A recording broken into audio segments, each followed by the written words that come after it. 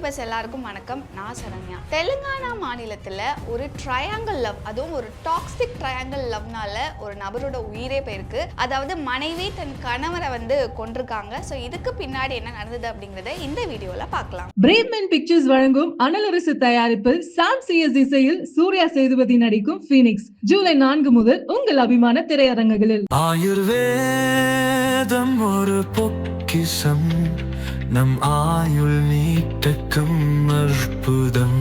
Doctor Srivarma's. Preddy Queen Holidays and Resorts. Safe journey, secured stay, aesthetic environment, unexplored places, authentic foods, live together, love together, laugh together. இப்போ ரீசெண்டாக தான் பார்த்தீங்க அப்படின்னா மேகாலயாவில் சோனம் அந்த ஒரு கேஸ் பரபரப்பாக போயிட்டு இருந்தது. ஸோ அதில் எப்படி தன்னுடைய கணவனை ஹனிமூனுக்கு கூட்டிகிட்டு போயிட்டு தன்னோட எக்ஸ் லவரை வச்சே அவங்கள கொலை செஞ்சாங்களோ, கிட்டத்தட்ட அதே மாதிரியான ஒரு சம்பவம் தெலுங்கானாவில் இப்போ சமீபத்தில் நடந்திருக்கு. அதுலேயும் முக்கியமாக இந்த மனைவி அதாவது ஒரு ரெஃபரன்ஸாக, அதாவது எக்ஸாம்பிளாக எடுத்துக்கிட்ட ஒரு கேஸ் அப்படிங்கிறது சோனம் அவங்களோட கேஸ். அவங்க எப்படி தன்னோட கணவனை கொலை செஞ்சாங்களோ அதே மாதிரி ஒரு பேட்டர்னில் செய்யணும். ஆனால் நம்ம சிக்கிடக்கூடாது அப்படிங்கிறதுனால ரொம்ப பார்த்து பிளான் பண்ணி இந்த ஒரு மர்டரை பண்ணியிருக்காங்க. பட் கடைசியில் அவங்களும் இந்த விஷயத்தில் சிக்கியிருக்காங்க அப்படின்னு தான் சொல்லணும். ஸோ இந்த விஷயத்தில் என்ன நடந்திருக்கு அப்படிங்கிறத பார்க்கலாம். ஸோ முதல்ல இந்த ட்ரையாங்கிள் லவ். ஸோ இதுக்கு முன்னாடி சுஜாதா இவங்க தான் பார்த்தீங்க அப்படின்னா ஒரு மிக முக்கியமான ஒரு நபர் அப்படின்னு சொல்லலாம். ஐஸ்வர்யாவோட வயசு 23. ஸோ இவங்களுடைய அம்மா தான் சுஜாதா அவர்கள். இவங்களுடைய வயசு 50. சுஜாதா அவர்கள் ஒரு சிங்கிள் பேரண்ட் தான். ஸோ அவங்களுடைய கணவர் இல்லை.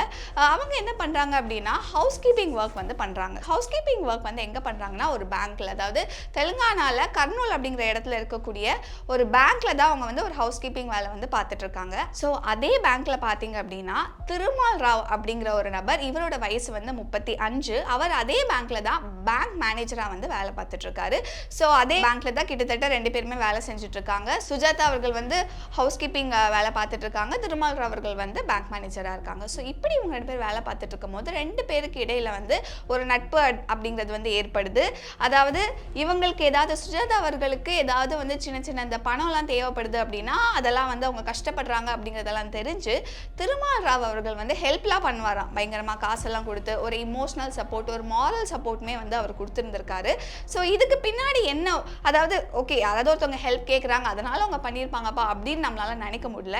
ஏன் அப்படின்னா அந்த விஷயத்தில் என்ன நடந்திருக்கு அப்படின்னா திருமால் ராவுக்கு சுஜாதா அவர்கள் மேலே ஒரு காதல் அப்படிங்கிறது ஏற்படுது. இதில் இன்னொரு முக்கியமான விஷயம் என்னன்னா திருமால் ராவ் அவர்களுக்கு ஏற்கனவே கல்யாணமும் ஆயிடுச்சு.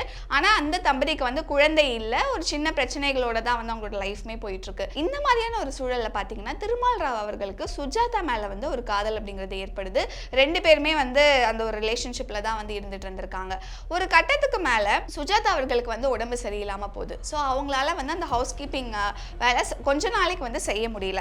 இதனால என்ன பண்றாங்க அப்படின்னா தன்னுடைய மகள் ஐஸ்வர்யா, ஸோ இவங்களோட வயசு 23, ஐஸ்வர்யா அவர்களை சரி கொஞ்ச நாளைக்கு பேங்க்ல அந்த ஹவுஸ் கீப்பிங் வேலையெல்லாம் செய்யறதுக்காக அனுப்புறாங்க.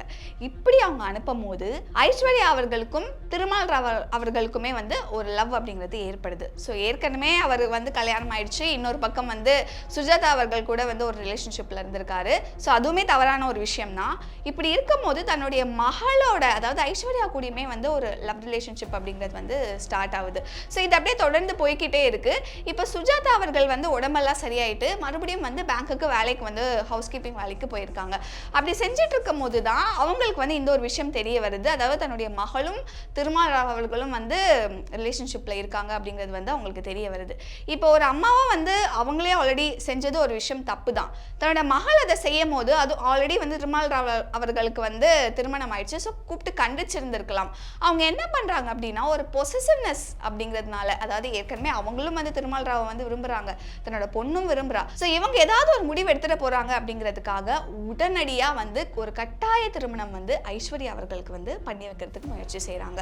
ஸோ ஐஸ்வர்யா அவர்களை பயங்கரமா பிளாக்மெயில் பண்ணி உடனடியா, அதாவது பெருசா டைம் கூட கொடுக்கவே இல்லையா, டக்குன்னு உடனடியா ஒரு கல்யாணத்தை பண்ணி வச்சிடணும், அப்படி பண்ணி வச்சுட்டா நம்மளோட ரூட் கிளியர் ஆகிடும் அப்படிங்கிறத யோசிச்சு ஐஸ்வர்யா அவர்களுக்கு திருமணம் நடத்தி வைக்கிறதுக்கு முடிவு பண்ணுறாங்க. ஸோ அப்படி டக்குன்னு ஒரு மாப்பிள்ளைய தேடிட்டு இருக்காங்க. அப்போ தான் தேஜேஸ்வர், இவர் கிட்டத்தட்ட இந்த விஷயத்தில் இவர் ஒரு மிகப்பெரிய அப்பாவின்னு தான் சொல்லணும். தேஜேஸ்வர் இவரோட வயசு 32. இவரும் தெலுங்கானா மாநிலத்தில் கட்வாலா அப்படிங்கிற பகுதியை சேர்ந்தவர்.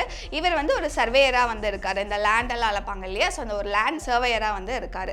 ஸோ உடனடியாக வந்து அவரை பார்த்து அந்த கல்யாணம் அப்படிங்கிறது வந்து நிச்சயிக்கப்படுது. ஆனால் இந்த கல்யாணத்தில் ஐஸ்வர்யா அவர்களுக்கு சுத்தமாக ஒரு துளி கூட அவங்களுக்கு வந்து விருப்பமே இல்லை. ஏன்னா அவங்க விரும்புறது வந்து திருமால் ராவ் அவர்கள். ஸோ இவங்க 2 பேரும் சேர்ந்து என்ன பிளான் போடுறாங்க அப்படின்னா, திருமால் ராவ் என்ன சொல்கிறாருன்னா, என்னோட மனைவி வந்து நான் வேணா கொன்னுடுறேன், நம்ம 2 பேரும் எங்கேயோ ஓடி போய் கல்யாணம் பண்ணிக்கலாம் அப்படிங்கிற மாதிரி ஒரு பிளான் வர ஒரு சைட் போட்டுட்ருக்காங்க. இந்த மாதிரி ஒரு சூழலில் தேஜஸ்வர் அவர்கள் வந்து ஐஸ்வர்யா அவர்களை பார்க்குறாங்க. ஸோ பார்த்து 2 பேரும் பேசுகிறாங்க. பேசும்போது அவருக்குமே வந்து ரொம்ப பிடிச்சிருது ஐஸ்வர்யாவை. ஸோ திருமணம் செஞ்சுக்கலாம் அப்படிங்கிற மாதிரியான ஒரு எண்ணத்தில் தான் இருக்காரு. இவ்வளோ பெரிய விஷயங்கள் நடக்குது அப்படிங்கிறதே அவருக்கு ஆக்சுவலாக தெரியல.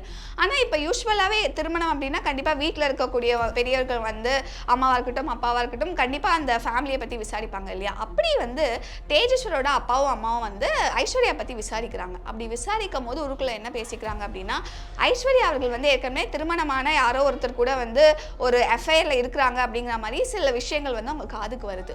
உடனடியாக வந்து தேஜஸ்வர் கிட்ட வந்து அவங்க அப்பா அம்மா சொல்கிறாங்க, இது ஏதோ சரிப்பட்டு வரல, ஏன்னா அந்த பொண்ணு வேற யார் கூட ரிலேஷன்ஷிப்பில் இருக்குன்னு சொல்கிறாங்க, இது வேண்டாம் அப்படிங்கிற மாதிரி சொல்லும் போது தேஜஸ்வர் வந்து அப்படிலாம் இருக்கிறதுக்கு வாய்ப்பு இல்லை, எனக்கு அந்த பொண்ணு ரொம்ப பிடிச்சிருக்கு, அதனால் அவள் தான் கல்யாணம் பண்ணிப்பேன் அப்படின்னு சொல்கிறாங்க.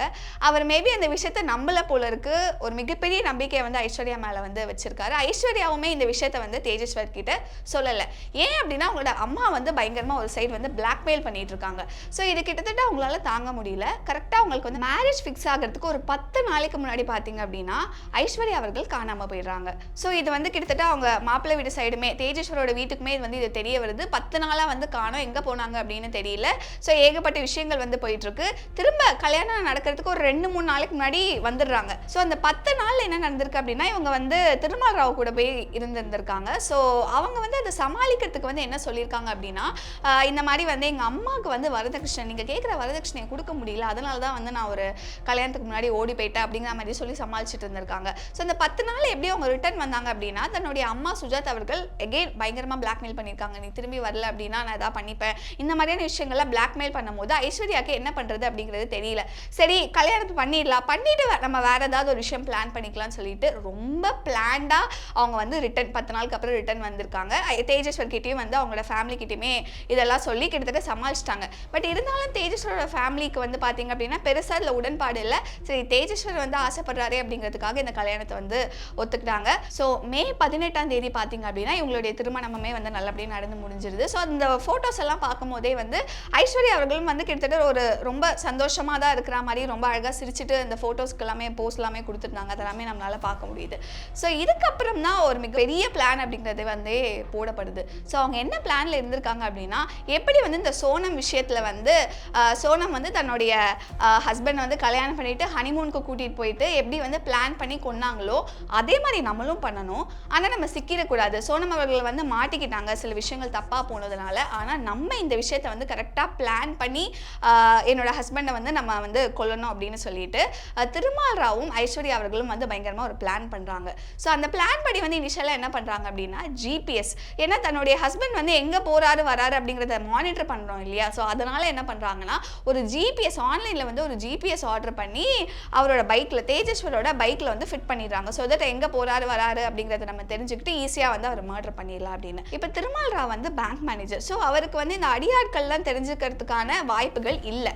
அதுக்கு அவர் என்ன பண்ணுறாரு அப்படின்னா தன்னோட பேங்க்குக்கு வந்து இந்த லோன் எல்லாம் கேட்டு வருவாங்க இல்லையா, இந்த விவசாயிகள் இந்த மாதிரி சின்ன சின்ன தொழிலில் தொடங்கணும்னு சொல்லிட்டு இந்த லோன் கேட்டு வருவாங்க இல்லையா, அதில் 2 நபர்களை தேர்ந்தெடுத்து நான் வந்து உங்களுக்கு லோன் கொடுக்குறேன், நீங்கள் திருப்பி கட்டணும்னு கூட அவசியம் இல்லை, ஆனால் நான் ஒரு விஷயத்த சொல்கிறேன் நீங்கள் அதை பண்ணணும் அப்படின்னு சொல்லிட்டு பாவம் அங்கே வரக்கூடிய ஒரு 2 பேரை வந்து பிரெயின் வாஷ் பண்ணி ஒரு மர்டரை வந்து பண்ணுறதுக்கு பிளான் பண்ணியிருக்காங்க. ஸோ இந்த மாதிரி ஒரு ஜிபிஎஸ் எல்லாம் ஃபிட் பண்ணிட்டு ஒரு நாள் வந்து என்ன ஆயிருக்கு அப்படின்னா கரெக்டாக ஜூன் 17ஆம் தேதி அன்னைக்கு வந்து பரசுராமன் அண்ட் நாகேஷ் இவங்க 2 பேரும், ஸோ இவங்க 2 பேர் தான் அந்த அடியாட்கள்லாம் வந்து வச்சிருக்காரு. இவங்க 2 பேருமே வந்து லோன் வேணும் அப்படின்னு கேட்டு வந்தவங்க தான். ஸோ இவங்களை பிரெயின் வாஷ் பண்ணி இந்த மாதிரி வந்து தேஜஸ்வர் கிட்ட போயிட்டு நிலம் அளக்கணும்னு சொல்லி அவங்களை வந்து காரில் கூட்டிகிட்டு போங்க அப்படின்னு சொல்கிறாரு. அவங்களும் அதை கேட்டு தேஜஸ்வரை கூப்பிட்டுட்டு ஸோ காரில் ஏற்றிட்டு போகிறாங்க. காரில் ஏற்றிட்டு போகும்போது பார்த்தீங்க அப்படின்னா போகிற வழியிலேயே அவரோட கழுத்தை அறுத்து பயங்கர கொடூரமான முறையில் வந்து வந்து கொலையை செஞ்சுட்டு பக்கத்தில் இருக்கக்கூடிய அந்த கெனாலில் வந்து அவரோட பாடியை போட்டுட்டு போயிடுறாங்க. இது கிட்டத்தட்ட முடிஞ்சதுக்கப்புறம் இவங்களுக்கு வந்து கிட்டத்தட்ட ஒரு 10லேருந்து 15 லட்சம் வந்து கொடுத்ததாகவும் சொல்லப்படுது. இப்போ இதுக்கப்புறம் வந்து என்ன பிளான் பண்ணியிருக்காங்க அப்படின்னா, ஐஸ்வர்யாவும் திருமால் ராவ் இவங்க 2 பேருமே வந்து சேர்ந்து லடாக் அந்த பக்கம் எங்கேயாவது போயிடலாம் அப்படின்னு சொல்லிட்டு அவர் ஒரு 20 லட்சம் கிட்டத்தட்ட வந்து ரெடி பண்ணி எல்லாமே ரெடியாக இருந்துட்டு கிளம்ப போகிறாங்க. பட் அதுக்கு முன்னாடி இப்போ வந்து இந்த மாதிரி ஒரு விஷயம் தேஜஸ்வருக்கு நடந்துருச்சு அப்படின்னு சொல்லிட்டு இவங்க ஐஸ்வர்யா வந்து வீட்டில் போய் சொல்கிறாங்க, இந்த மாதிரி என்னாச்சுன்னு தெரியல, அவரோட ஃபோனுமே வந்து ரீச் ஆகலை, எங்கே போனாலும் தெரியல அப்படின்னு சொல்லிட்டு இவங்க ஒரு நாடகம் போட்டுட்டு இருக்காங்க. ஆனால் அவங்க வீட்டில் இருக்கிறவங்க வந்து நம்பலை. ஏன்னா ஏற்கனவே ஐஸ்வர்யா மேலே அவங்களுக்கு ஒரு சந்தேகம் இருந்ததுனால போலீஸ் ஸ்டேஷனில் வந்து இந்த கேஸ் அப்படிங்கிறது வந்து இன்வெஸ்டிகேஷன் ஸ்டார்ட் ஆகுது. ஒருத்தருடைய ஒரு ஆணுடைய சடலம் அப்படிங்கிறது வந்து கனாலில் வந்து கிடக்கு அப்படிங்கிற மாதிரி கண்டுபிடிக்கிறாங்க. கையில் வந்து ஒரு டேட்டூ இருந்திருக்கு, அம்மா அப்படிங்கிற மாதிரியான ஒரு டேட்டூ இருந்திருக்கு. அதை வச்சு தான் அவர் வந்து தேஜஸ்வர் அப்படிங்கிறது வந்து கன்ஃபார்ம் பண்ணுறாங்க. இன்வெஸ்டிகேஷன் ஸ்டார்ட் ஆகுது. ஸோ இப்படி பார்த்தீங்க அப்படின்னா அவங்களோட ஃபேமிலியே, அதாவது தேஜஸ்வர் அவர்களுடைய ஃபேமிலியே வந்து ஐஸ்வர்யா தான் ஏதோ பண்ணியிருக்காங்க அப்படிங்கிற மாதிரி சஸ்பெக்ட் பண்ணுறாங்க. ஸோ இந்த வகையில் தான் இன்வெஸ்டிகேஷன் அப்படிங்கிறது ஸ்டார்ட் ஆகுது.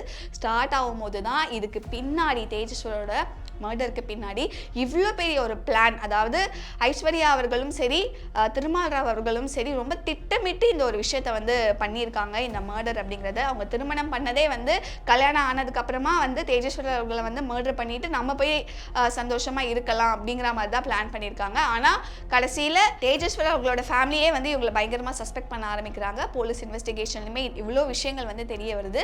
தெரிய வந்ததுக்கப்புறம் வந்து சுஜாதா, திருமால் ராவ் அவர்கள், ஐஸ்வர்யா இவங்க 3 பேருமே வந்து கைது செய்கிறாங்க. இவங்க கூட சேர்ந்து அப்பாவி அந்த 2 பேர், நாகேஷ் அவர்களாக இருக்கட்டும் பரசுராம் அவர்களாக இருக்கட்டும், இவங்க 2 பேருமே சேர்த்து வந்து கைது செய்கிறாங்க. இவங்க எல்லாரையுமே கைது செஞ்சு இப்போ இன்வெஸ்டிகேஷன் அப்படிங்கிறது வந்து போயிட்டுருக்கு.